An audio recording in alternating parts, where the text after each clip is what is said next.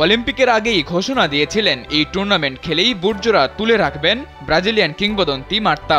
আর তাই তো এটাই ছিল তার শেষ ম্যাচ।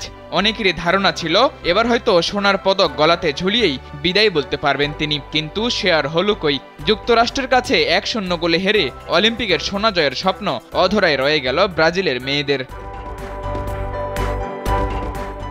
ম্যাচের প্রথমার্ধে যুক্তরাষ্ট্রকে রুখে দিয়েছিল ব্রাজিলের মেয়েরা। প্রথম ৪৫ মিনিটের খেলা শেষ হয় গোলশূন্য সমতায়। দ্বিতীয়ার্ধে আর আমেরিকাকে আটকে রাখতে পারেনি ব্রাজিল।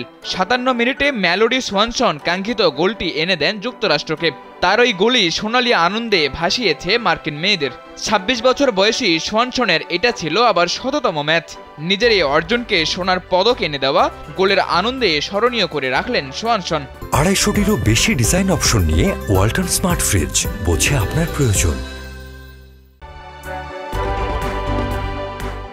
১৯৯৬ সালে অলিম্পিকে নারী ফুটবল অন্তর্ভুক্তির পর ৪ বার শিরোপা জিতেছিল মার্কিন মেয়েরা।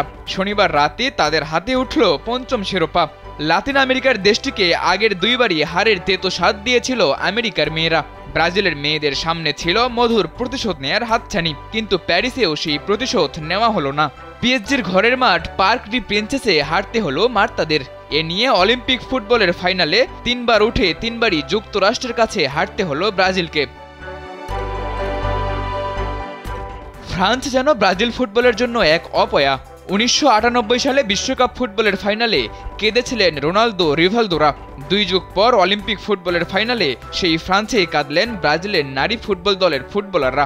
১৯৯৮ সালে ম্যাচটি হয়েছিল ইস্তাদে দ্য ফ্রান্সে। ফ্রান্সের ফুটবলের মূল ভেন্যু ইস্তাদে দ্য ফ্রান্স হলেও অলিম্পিকের ফুটবল মূলত হয়েছে প্যারিসের বাইরের শহরে। নারী পুরুষ ২ ইভেন্টের ফাইনালই প্যারিসের পার্ক ডি প্রিন্সেস স্টেডিয়ামে হয়েছে।